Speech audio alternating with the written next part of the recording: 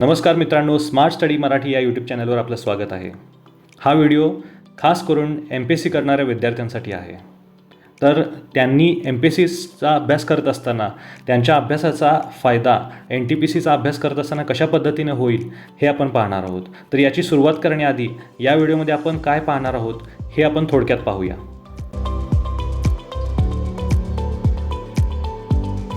या व्हिडिओमध्ये आपण खालील गोष्टी पाहणार आहोत मित्रांनो. यामध्ये पहिला मुद्दा आहे MPSCच्या GK GSचा 85% फायदा रेल्वे NTPCच्या GKसाठी कसा होईल. दुसरा मुद्दा आपण पाहणार आहोत MPSC मॅथ्स आणि रेल्वेचे मॅथ्स यातील साम्य आणि वेगळे टॉपिक.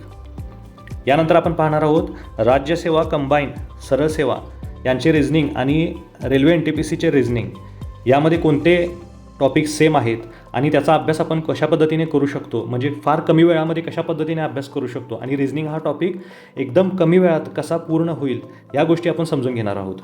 यानंतर RRB NTPC 2019मधून MPSCचा स्टडी करणाऱ्यांचे सिलेक्शन झाले होते का, हा जो माझा वैयक्तिक जो अनुभव आहे, म्हणजे माझी जी बॅच आहे RRB NTPC 2019ची, या बॅचमध्ये माझ्याबरोबर जे सिलेक्ट झालेले सिनियर क्लर्क किंवा ज्युनियर क्लर्क असतील किंवा ज्युनियर अकाउंटंट असतील किंवा इतर पोस्टवरती जे असतील, यामध्ये MPSCचे जे काही विद्यार्थी होते तर त्यांच्याबद्दल मी थोडीफार यामध्ये इन्फॉर्मेशन देणार आहे.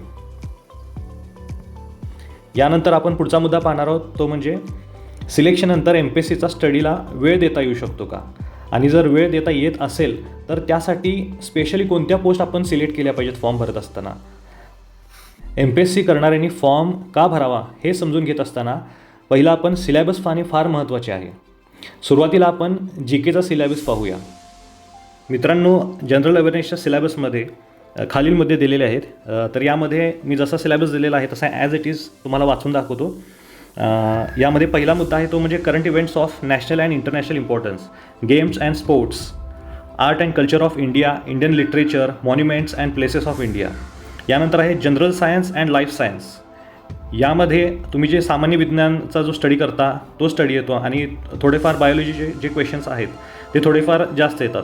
यानंतर आहे history of India and freedom struggle, physical, social and economic geography of India and world, Indian polity and governance, constitution and political system. यामध्ये तुम्ही जो राज्यघटनेचा जो अभ्यास करता तोच पूर्णतः इन्क्लुडेड आहे. यानंतर आहे general scientific and technological developments including space and nuclear program of India, UN and other important world organisations, environmental issues concerning India and world at large, basics of computers and computer applications. आता computer related जे questions येतात ते एकदम basic लेवलचे questions येतात. काही shortcut related questions असतील किंवा सॉफ्टवेअरशी रिलेटेड क्वेश्चन्स असतील किंवा इनपुट डिव्हायसेस वगैरे आहेत अशा पद्धतीचे काही क्वेश्चन्स आहेत, आउटपुट डिव्हायसेस आहेत अशा पद्धतीचे काही क्वेश्चन्स आहेत. याचबरोबर काही ॲब्रिवेशन्स आहेत, म्हणजे आता CPU आहे किंवा JPGचा फुल फॉर्म काय आहे अशा पद्धतीचे जे क्वेश्चन्स आहेत हे विचारले जातात. UPSचा जो फुल फॉर्म आहे तो विचारला जातो. यानंतर त्या ठिकाणी दिलेलंच आहे common abbreviations, transport system in India, Indian economy, famous personalities of India and world, flagship government programmes, flora and fauna of India, important government and public sector organisations of India etcetera. तर हा आहे general अवेअरनेसचा syllabus. हा syllabus पाहिल्यानंतर तुमच्या असं लक्षात येईल की यातील 85% सिलेबस तुम्ही MPSCचा स्टडी करत असतानाच पूर्ण केला आहे. जसे की हिस्ट्रीमधील फ्रीडम स्ट्रगल, राज्यघटना, भूगोल, अर्थशास्त्र आणि सामान्य विज्ञान ही तुम्ही भस्के सर, कोलते सर आणि स्टेट बोर्डमधून कंप्लीट केलंच आहे की. मग राहिला प्रश्न स्टॅटिक GKचा. तेवढाच स्टडी तुम्हाला वेगळा करावा लागेल. त्यासाठी तुम्ही एक्झामच्या आधी 4-5 दिवस दिले तरी बास आहे. आणि करंट तर काय तुम्ही करताच की. तर या सर्व गोष्टींमुळे GKसाठी तुम्हाला फार वेळ द्यावा लागणार नाही, आणि वेळ तर द्यावा लागणार नाहीच आहे. शिवाय यामध्ये तुमच्यासाठी हा एक ॲडव्हान्टेज असणार आहे की तुम्ही रेल्वे NTPCसाठी जे जनरल अवेअरनेस विचारलं जातं त्याच्यापेक्षा कितीतरी व्हास्ट पद्धतीचा स्टडी तुम्ही ऑलरेडी केलेला आहे. यामध्ये जे GKचे जे क्वेश्चन्स असतात ते कम्प्लिटली वन लाईनर पद्धतीचे असतात आणि बऱ्यापैकी सोपे असतात. त्यामुळे तुम्ही हे जे जनरल अवेअरनेसचे जे क्वेश्चन्स आहेत तुम्ही इझिली टॅकल करू शकता असं मला वाटतं. आता आपण मॅथ्सकडे जाऊया, जो की आपला दुसरा मुद्दा आहे. यासाठी आपण मॅथ्सचा सिलेबस पाहूया. मॅथमॅटिक्सचा सिलेबस देखील किती ओळखीचा आहे ते आपण पाहू शकता. यामध्ये पहिला टॉपिक आहे नंबर सिस्टम म्हणजे संख्या, यानंतर डेसिमल्स आहे, यानंतर फ्रॅक्शन्स आहे, यानंतर LCM SCF म्हणजे लसावी मसावी हा टॉपिक आहे, यानंतर आहे रेशो अँड प्रपोर्शन्स म्हणजे आपलं गुणोत्तर प्रमाण हो, यानंतर percentage, mensuration, time and work, time and distance, simple and compound interest, profit and loss, elementary algebra, geometry आणि ट्रिग्नॉमेट्री आणि एलिमेंटरी स्टॅटिस्टिक्स. आता हा जो मॅथ्सचा सिलेबस आहे हा पाहिल्यानंतर तुमच्या क्लिअरली लक्षात येईल की यामध्ये असे काही थोडेच टॉपिक आहेत ते तुमचा जो MPSCचा स्टडी आहे त्यापासून थोडे वेगळे आहेत, म्हणजे ते नवीन करावे लागणार आहेत. तर हे कोणकोणते आहेत, तर यामध्ये एलिमेंटरी अल्जेब्रा म्हणजे बीजगणित, यानंतर आहे जॉमेट्री म्हणजे भूमिती, आणि यानंतर आहे ट्रिग्नॉमेट्री म्हणजे त्रिकोणमिती, यानंतर एलिमेंटरी स्टॅटिस्टिक्स म्हणजे सांख्यिकी. हे एवढेच जे टॉपिक्स आहेत हे तुम्हाला वेगळे अभ्यासावे लागणार आहेत, म्हणजे नवीन पद्धतीनं किंवा पूर्णतः नवीन अभ्यासावे लागणारे टॉपिक आहेत. बघा, म्हणजे मॅथ्स देखील जवळजवळ 70% तुम्ही कंबाईनसाठी आणि राज्यसेवेसाठी केलेलेच आहे. यावरून असं लक्षात येते की मॅथ्ससाठी थोडा एक्स्ट्रा टाईम द्यावा लागू शकतो. पण दुसरी गोष्ट अशी आहे की यातील एक्स्ट्रा टॉपिक जे आहेत त्यातील एखादा दुसरा टॉपिक जो तुम्हाला अवघड वाटतो तो तुम्ही स्किप देखील करू शकता. जसं की ट्रिग्नॉमेट्री, ज्याचे 2-3 प्रश्न येतात आणि हा टॉपिक अभ्यासायला आणि प्रश्न सोडवायला आणि त्याची प्रश्न सोडवल्यानंतर ॲक्च्युअल परीक्षेमध्ये प्रश्न सोडवत असताना जी स्पीड यायला किंवा तेवढी इफिशियन्सी यायला थोडा टाईम लागतो. म्हणून असा एखादा टॉपिक आपण स्किप देखील करू शकतो. पण एवढं लक्षात ठेवा, बाकीचे मॅथ्स जे तुम्ही MPSCसाठी केले आहे ते स्ट्रॉंग असणे अपेक्षित आहे, तरच ही एक्झाम MPSC सोबत देण्याचा विचार तुम्ही करू शकता.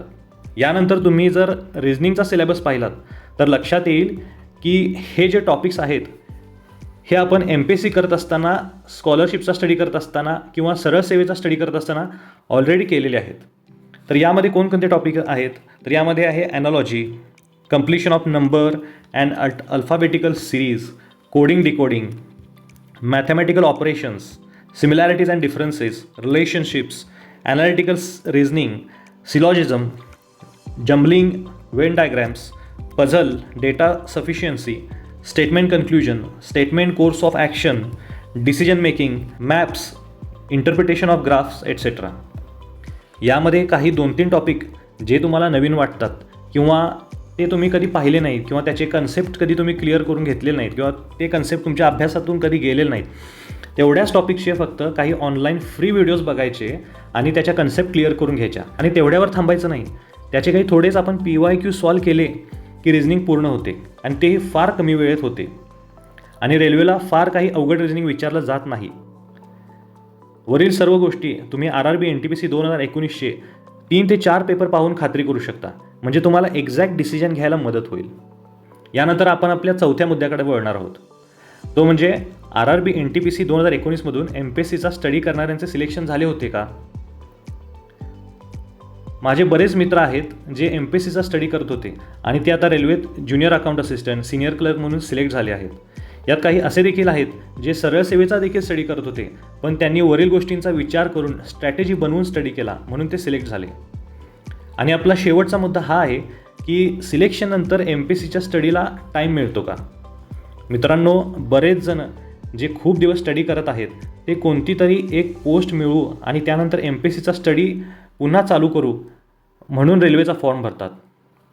यामध्ये junior account assistant, account clerk, senior clerk, junior clerk या अशा काही पोस्ट आहेत ज्यामध्ये तुमचे वर्किंग आवर्स फिक्स असतात आणि वर्कलोड देखील कमी असतो. त्यामुळे तुम्ही तुमचा डेली टाईम टेबल बनवून त्यानुसार जॉब करत स्टडी करू शकता. आणि सर्वात महत्त्वाची गोष्ट अशी आहे की एक सिलेक्शन झाले की जो कॉन्फिडन्स येतो ना, त्यानंतर कमी अभ्यासात देखील MPSC क्लिअर केलेले स्टुडंट्स मी पाहिले आहेत. कारण पोस्ट असल्यामुळं एक्झामच्या दिवशीचा जो स्ट्रेस येतो आणि त्या स्ट्रेसमुळं जी आपली इफिशियन्सी कमी होऊ शकते ती गोष्ट घडत नाही.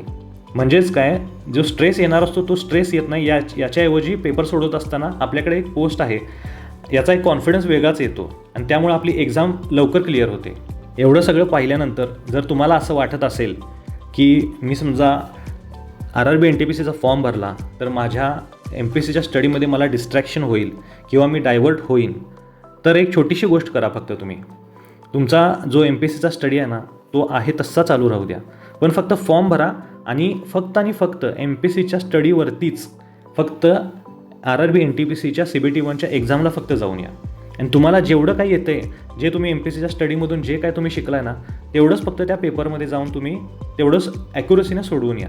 त्यानंतर जो तुमचा निर्णय असेल पुढे CBT 2चा तुमचा अभ्यास करायचा किंवा नाही, हा शेवटी तुम्ही घ्यायचा. व्हिडिओ शेवटपर्यंत ऐकल्याबद्दल धन्यवाद. जर तुम्हाला हा व्हिडिओ उपयुक्त वाटला असेल तर लाईक करा, सबस्क्राईब करा आणि आणखी अपडेटसाठी बेल आयकॉनवर क्लिक करा. तुमचे विचार कमेंट्समध्ये शेअर करा आणि यश मिळेपर्यंत मेहनत घेत राहा. तुम्हाला नक्कीच यश मिळेल. धन्यवाद.